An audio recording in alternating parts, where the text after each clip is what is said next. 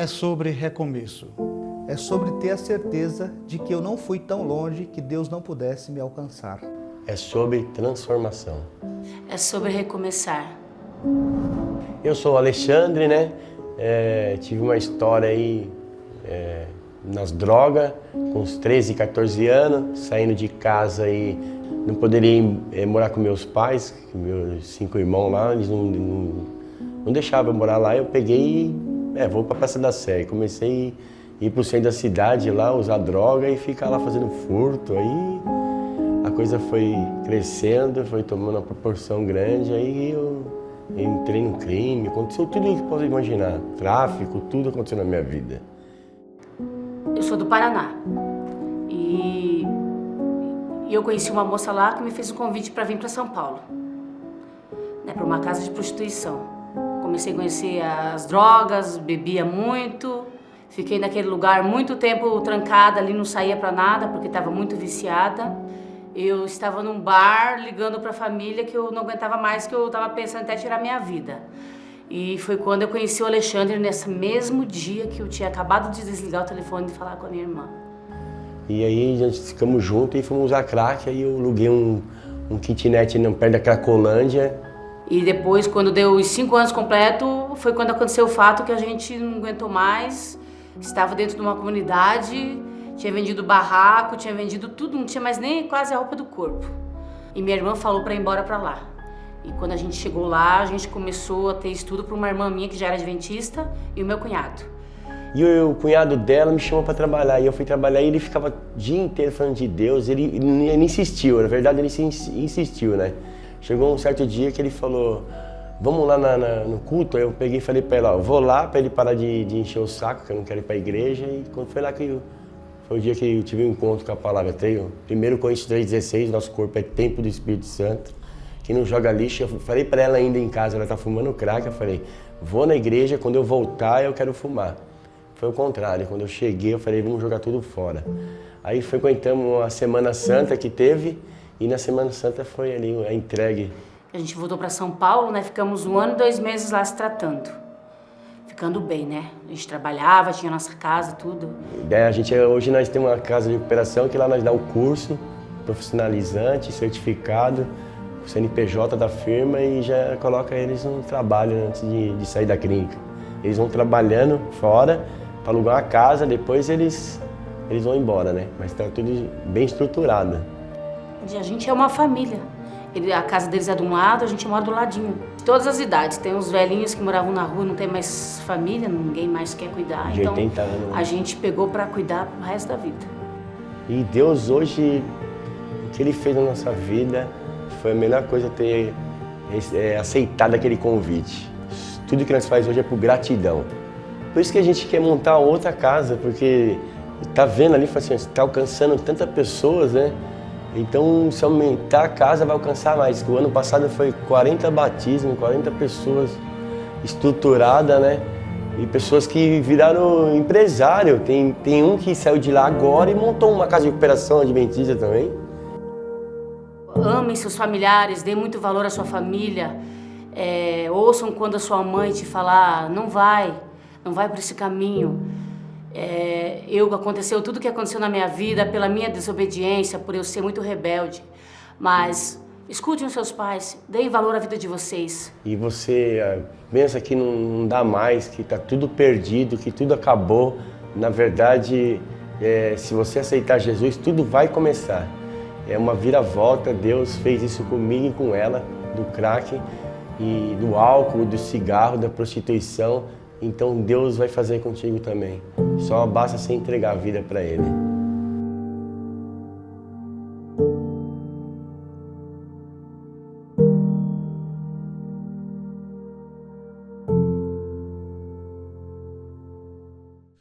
Nesse momento, feche teus olhos, vamos falar com Deus.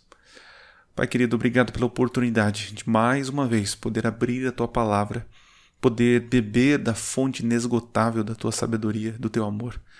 Pedimos que o Senhor abra o nosso entendimento, que unja os meus lábios, os ouvidos e os olhos dos meus irmãos, para que através de mim a Tua palavra seja exaltada no coração dos meus amigos. São bênçãos que lhe peço e lhe agradeço, em nome de Jesus. Amém. E você que está aí no Facebook ou no YouTube assistindo ao vivo, então você pode agora nesse momento escrever a frase para concorrer ao livro. E a frase é: Jesus, eu renuncio tudo por ti. Tá? Vou repetir. Jesus, eu renuncio tudo por ti. Então você que está no Facebook, corre aí no YouTube e escreva lá no chat para você poder participar para ganhar o livro, tá bom? Bom, gente, hoje a história é do jovem rico que empobreceu. Uma história bem conhecida e isso que é a beleza da palavra de Deus. Ela se renova a cada manhã e nós tiramos lições assim inesgotáveis. É como se fosse um campo minado. Quanto mais a gente cava, mais pedras preciosas nós tiramos, né? Eu sou pastor há quase 10 anos, mas eu sou cristão há quase 20 anos, não, há 20 anos. E eu já li várias vezes esse texto e cada vez que leio, mais coisas eu aprendo. Então, querido, você que acha que já leu toda a Bíblia, né, que acha que já aprendeu tudo, querido, a palavra de Deus ela se renova a cada manhã. E neste dia vai se renovar novamente para você. E o texto que nós vamos ler está em Marcos capítulo 10, a partir do verso 17. E eu leio o seguinte: E pondo-se Jesus a caminho, correu um homem ao seu encontro e, ajoelhando-se, perguntou-lhe: Bom mestre, que farei para herdar a vida eterna? Respondeu-lhe Jesus: Por que me chamas bom? Ninguém é bom senão um que é Deus. Sabe os mandamentos: Não matarás, não adulterarás, não furtarás, não dirás falso testemunho, não defraudarás ninguém. Honra teu pai e tua mãe. Então ele respondeu: Mestre, tudo isso tenho observado desde a minha juventude. E Jesus, fitando-o, o amou e disse: Só uma coisa te falta. Vai, vende tudo o que tens, dá aos pobres e terás um tesouro no céu. E então, vem e segue-me. Ele, porém, contrariado com esta palavra, retirou-se triste, porque era dono de muitas propriedades. Quantas vezes você já ouviu essa história ou assistiu em desenhos animados aí? Uma história assim que parece empolgante, é bonita, mas tem um final triste. E eu quero quero adiantar vocês que até o presente momento nós falamos de finais felizes, né? Falamos sobre João, que foi restaurado de um homem nervoso, um seguidor impaciente para o discípulo amado. Ele foi restaurado por Cristo. O outro personagem que nós falamos aqui foi a mulher samaritana. A mulher samaritana que tinha uma vida torta, se endireitou e virou uma grande missionária. Foi restaurada pelo Senhor Jesus. Depois nós falamos sobre Zaqueu, né? Zaqueu era um ladrão e enganador e acabou então sendo restaurado pelo Senhor Jesus.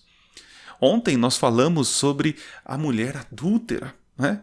Nós sabemos que ela foi perdoada e ela seguiu o que o mestre disse, né? Vai e não peques mais. Então são 4 histórias que nós vimos até agora com um final feliz, mas essa história não tem um final feliz. E talvez eu esteja pregando hoje, falando aqui para alguém que não terá um final feliz. Então cabe você, meu amigo, tomar uma decisão hoje para que você tenha um final feliz. Vamos falar um pouquinho sobre esse jovem, um jovem rico, né? Interessante que o texto não fala, né, que ele era um jovem, né? Mas a Sociedade Bíblica colocou um subtítulo lá dizendo jovem rico. E por que a tradição cristã diz que é um jovem rico, um jovem, né? Porque a expressão, quando ele fala assim, desde a minha mocidade, desde a minha meninice, é uma expressão tipo, eu faço isso até agora, ou até agora na minha juventude, ou durante a minha juventude, que eu estou jovem ainda, faço. Entende? Esse tempo verbal indica que ele era um jovem. Outra coisa interessante do texto diz que ele era rico, tinha muitas posses, mas era um jovem. Você conhece algum jovem que é rico por suas próprias capacidades? É difícil, né? Nós temos aí, por exemplo, o Zuckerberg, que era o criador do Facebook, né? Era um jovem. Existem alguns jovens brilhantes que, com a sua capacidade, com o seu talento e esforço, eles conseguem aí ficar ricos, mas são poucos. Provavelmente nessa história aqui, esse jovem era um jovem que tinha posses porque tinha herança, né? Ele era uma pessoa privilegiada. E quantos hoje são privilegiados, nascem em berços de ouro, né? Veja, só que esse tipo de privilégio nem sempre é uma vantagem, né?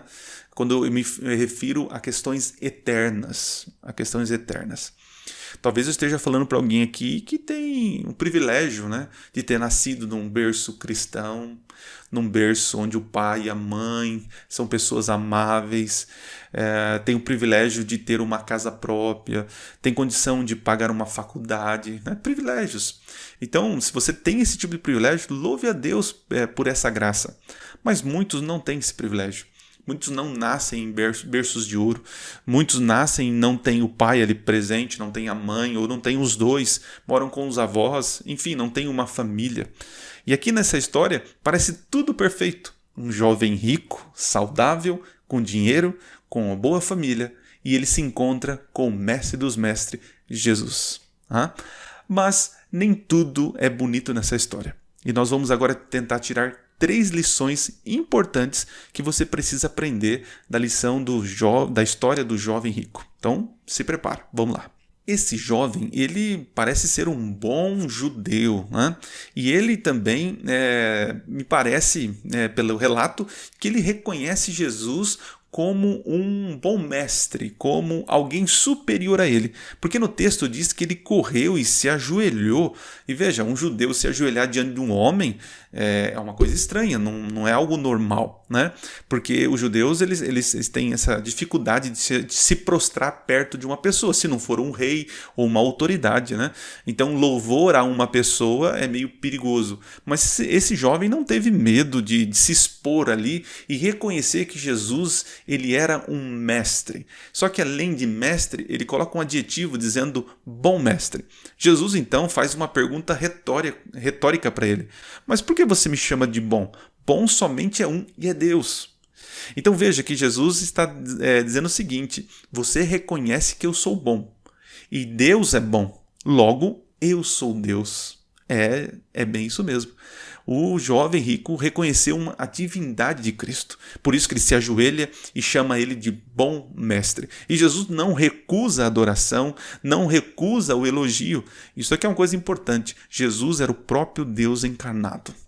E a nossa primeira lição é que a fé pressupõe obediência. Quando esse jovem chega para Jesus e diz o seguinte: Senhor, o que eu faço? O que devo fazer para herdar a vida eterna? E é uma pergunta muito comum e importante, e você precisa responder de forma clara. Você sabe o que é necessário para ter a vida eterna? Muitas pessoas estão perguntando e não sabem. E tem pessoas que não sabem responder. Só que Jesus, ele sabe responder. Ele sabe como dizer, como obter a vida eterna.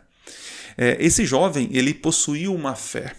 E também essa fé ela pressupõe obediência. Talvez você que está me assistindo aí diga que é cristão, né? Eu sou cristão, eu sou crente. Mas será mesmo? Porque manifestar fé em Jesus pressupõe obediência a Ele. Porque quando nós aceitamos Jesus como Salvador, e muitos fazem isso, aceitam Jesus como Salvador. E é bonito ser salvo por Jesus, pela graça, eu não preciso fazer nada. Eu aceito Jesus como Salvador e Ele me salva, eu sou justificado. Porém, a Bíblia diz que nós devemos aceitar Jesus como Salvador e Senhor da nossa vida. E hoje nós estamos vivendo nesse mundo meio que do relativismo, né? Do crente não praticante. Talvez eu esteja falando aqui para um crente não praticante. Alguém que diz que ama Jesus, mas não quer compromisso com Jesus. Não vai aos cultos, não vive uma vida de pregação do Evangelho, não obedece os mandamentos. Porque a resposta de Jesus foi bem clara: filho, se você quer ter a vida eterna, guarde os mandamentos, seja fiel. E aí esse jovem diz: mas Senhor, eu tenho feito isso, eu tenho guardado os mandamentos. E olha que coisa bonita, né? E por isso que Jesus, quando olha para ele, diz assim, o texto diz que Jesus fitou, ou seja, olhou para ele e o amou. Porque realmente ele era uma pessoa obediente, ele obedecia os mandamentos de Deus. E aqui eu quero tocar em algo que talvez você não queira ouvir, mas eu preciso falar. Tiago diz, Tiago, no livro de Tiago, diz que aquele que guarda toda a lei e tropeça em um só ponto é culpado de todos. É claro que aqui a ênfase está dizendo que nós somos insuficientes para, pelas nossas justiças, alcançar a salvação. Mas tem um princípio ali de que a lei de Deus ela deve ser guardada por completa. E Deus já deixou para nós os 10 mandamentos. Mas tem muitos aí que guardam 9, né? E eu quero falar aqui sobre o sábado, porque não? É o momento para falar sobre a fidelidade do sábado. Talvez você está me ouvindo e não vai gostar do que eu vou falar, e você, quem sabe, vai sair da live e não vai assistir mais, porque já vai falar assim, olha, o pastor tinha que tocar nesse assunto. Eu vou tocar nesse assunto, porque se eu não tocar nesse assunto, quem mais vai falar sobre isso? Eu preciso dizer para você que você precisa ser fiel a Deus em tudo, não em 9 pontos, mas em 10, no pleno, na plenitude. Você pode dizer assim, mas o sábado foi abolido. Querido, não existe isso na Bíblia. Você deve ser fiel. Assim como você não adora imagens e esculturas, assim como você honra teu pai e tua mãe, assim como você não mata, não rouba, você também deve guardar o sábado, porque está no mesmo mandamento que tem lá, que não é para cobiçar, que não é para roubar. Enfim, hoje eu não vou me atentar muito a esse detalhe, mas eu quero dizer que a fé pressupõe obediência e você precisa ser fiel. Tudo aquilo que é princípio, você deve obedecer. E interessante, João diz que aquele que diz que conhece a Deus, mas não guarda os seus mandamentos, é mentiroso. Então, querido, cuidado por não se passar por mentiroso. Dizer que guarda os mandamentos de Deus, que é crente, cristão, mas não guarda toda a lei. Talvez eu estou falando para alguém que guarda o sábado, mas não honra o pai e a mãe, não respeita o pai e a mãe. Talvez estou falando aqui para alguém que guarda o sábado do Senhor, né? Mas é uma pessoa que está roubando o próprio patrão, porque é infiel nas horas do trabalho. Talvez estou falando para alguém aqui que guarda o sábado, mas não devolve o dízimo e não dá a oferta e acha que está tudo certo. Então, em resumo, nesse primeiro ponto aqui que a gente precisa aprender, fé pressupõe obediência. Não diga apenas, eu aceitei Jesus no meu coração. Isso é bonito. É a mesma coisa eu dizer para minha esposa, amor, eu aceitei você como minha esposa no meu coração, mas na segunda-feira eu vou sair com outra mulher. Na terça-feira eu vou estar com outra mulher. Isso é bobeira, é besteira. Jesus disse, se você me ama, guarda os meus mandamentos. Então, esta é a primeira lição que temos que aprender aqui. Não basta dizer eu aceito Jesus como meu Salvador. Tem que dizer eu aceito o Senhor Jesus como meu Salvador e também o meu Senhor. O segundo ponto importante aqui da história é que obediência pressupõe submissão completa. É isso mesmo, submissão completa. Porque quando o jovem diz assim, mas Senhor, desde a minha mocidade, né, desde a minha juventude, na minha juventude eu tenho feito isso, eu tenho guardado os mandamentos. E é interessante, gente, que se você analisar os mandamentos que Jesus refere ou pergunta para ele fala, você sabe, né, os mandamentos, tal. Ele vai falando só mandamentos que se aplicam ao próximo, que são mandamentos que visivelmente é fácil ver se você não mata, se você não rouba, se você trata bem as pessoas. Enfim, são mandamentos externos. Mas havia um mandamento em que esse jovem não era submisso. Posso dizer o seguinte, havia no coração daquele jovem, né, o ídolo que ele acariciava, que estava no trono do viver, né, que estava no trono da vida dele. Quando Jesus fala assim, tá bom, então você guarda esses mandamentos, e com certeza quem estava ao redor sabia que o jovem estava falando a verdade, porque ele era uma pessoa boa, uma pessoa que amava as pessoas ali e tal, mas Jesus era o único que poderia ler o coração e as intenções desse jovem. Por isso que Jesus então provoca ele dizendo o seguinte, então meu amigo, só falta uma coisa, vai, vende teus bens e dá aos pobres, e então vem e me segue. Imagine se Jesus olhasse para você e dissesse assim, João, Maria, Adriano, só falta uma coisa para você ter a vida eterna. Eu me sentiria feliz porque quando eu olho para a minha vida parece que tem muitas outras coisas, mas para o jovem rico era uma coisa, mas era suficiente para tirar dele a vida eterna. Ele nutria no coração dele o amor pelo dinheiro. E não havia uma obediência completa, uma submissão completa. Ele obedecia, mas pela metade. O trono do coração dele havia a riqueza. E você pode observar na história bíblica, muitos personagens foi exigido deles submissão completa. Lembra de Abraão? Abraão esperava tanto o filho amado que nasceu o filho, mas aí Deus falou assim: eu preciso provar para o universo que Abraão me ama. Então, Abraão, pega teu filho e sacrifica ele para mim. E Abraão então leva esse garoto até o monte, o Monte Moriá. E impressionante a história de que Abraão já tinha fé que Deus poderia resolver aquele problema, mas ele submeteu, falou: se Deus me deu, eu amo a Deus acima de tudo, e eu amo muito esse meu filho, mas eu amo muito a Deus.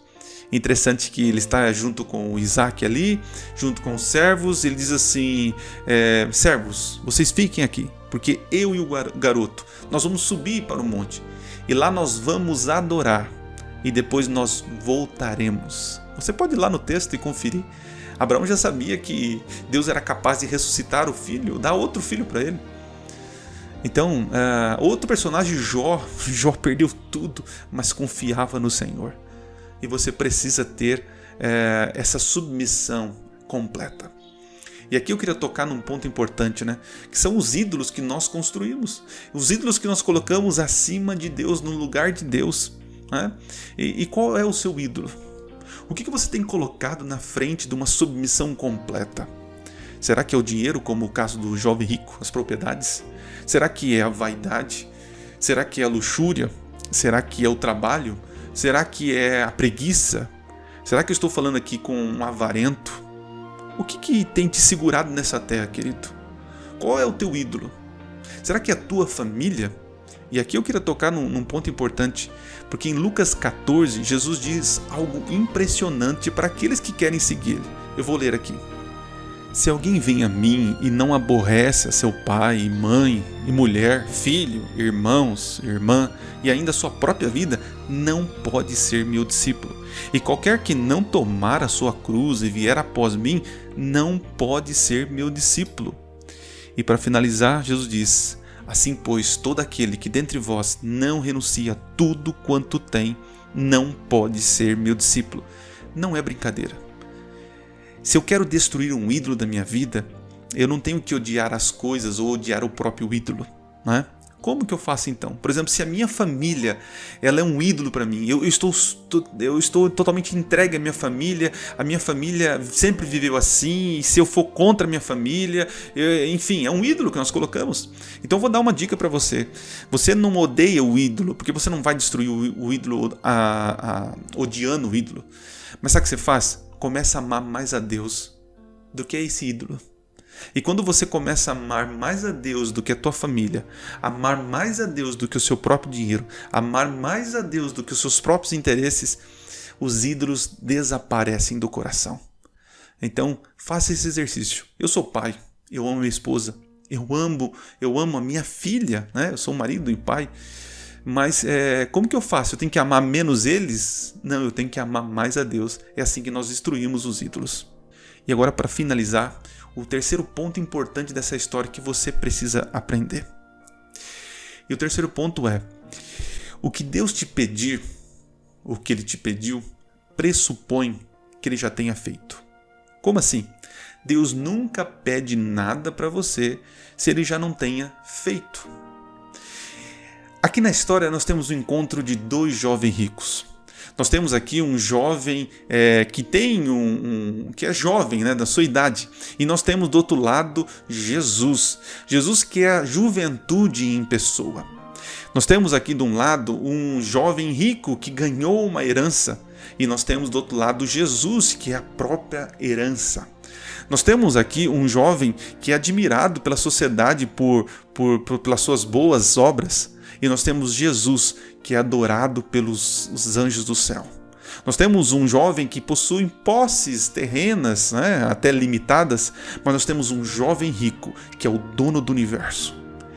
E Jesus, quando pede para ele largar os seus bens e servir e seguir a Cristo, gente, Jesus já tinha feito isso, porque ele abandonou o céu. As glórias do céu, as honras do céu, saiu daqueles palácios de ouro celestiais, da adoração dos anjos, para vir para morar aqui nesta terra de miséria. Então aprenda isso. Jesus nunca pede para você algo que ele não tenha feito. Jesus não é injusto. Deus não é injusto. E agora fica aqui a pergunta: o que você vai fazer? Vai abandonar os teus ídolos? Vai amar a Deus sobre todas as coisas? A história do jovem rico termina triste, porque ele vai embora porque ele queria ficar com seus ídolos. E você? O que vai fazer? Vai continuar da mesma forma como você entrou nessa live, nesse vídeo? Ou você vai pôr a mão na consciência e dizer: Senhor, eu quero ser cristão e quero ser obediente. Eu quero ser obediente, mas obediente a tudo. E Senhor, eu quero colocar o Senhor em primeiro lugar. Então, você pode agora escrever novamente aí no chat: Jesus, eu quero renunciar tudo por Ti. Eu não quero que o Senhor seja o meu Salvador, mas também o meu Senhor da minha vida. E enquanto você assiste esta mensagem musical, eu vou orar aqui para que Deus toque no teu coração, para que você vença, abandone os seus ídolos e entregue a vida completamente a Jesus.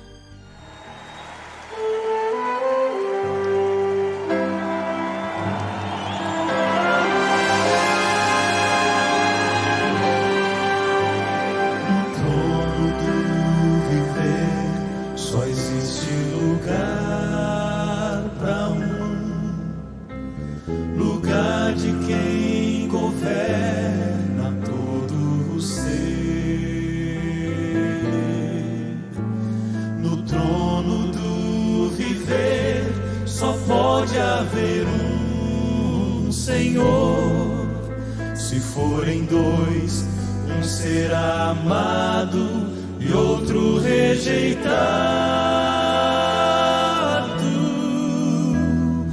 Vem, decide agora quem vai ocupar seu coração. Mas lembre, se ele não for o primeiro em seu coração, então já não é mais nada, não passa de uma ilusão. Mas se ele for o primeiro, o seu companheiro, motivo do seu existir, você vai viver, você vai sorrir, você vai vencer.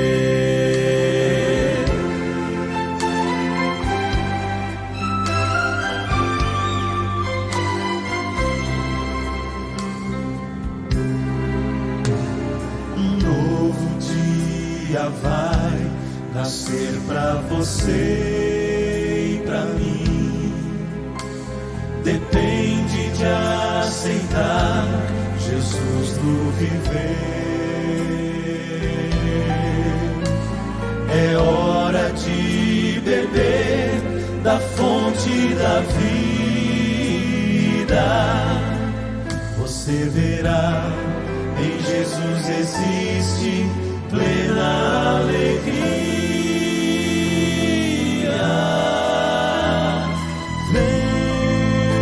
Decide agora quem vai ocupar seu coração. Mas lembre, se ele não for o primeiro em seu coração, então já não é mais nada, não passa de uma ilusão. Mas se ele for o primeiro, o seu companheiro, motivo do seu existir, você vai viver, você vai sorrir, você vai vencer. Não há batalha perdida com Cristo.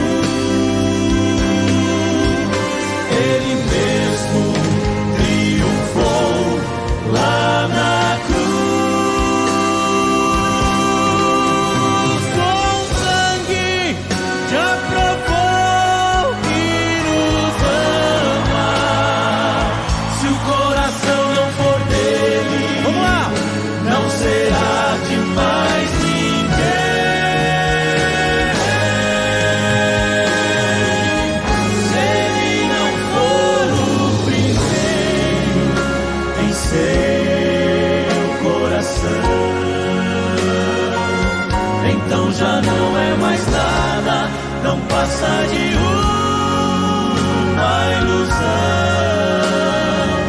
Mas se ele for o primeiro, o seu companheiro, motivo do seu existir, você vai viver, você vai sorrir, você vai vencer,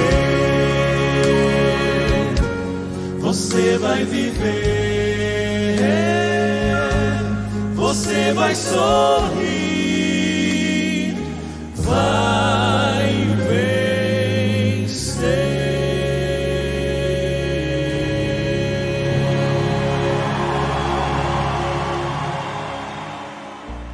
Vamos orar?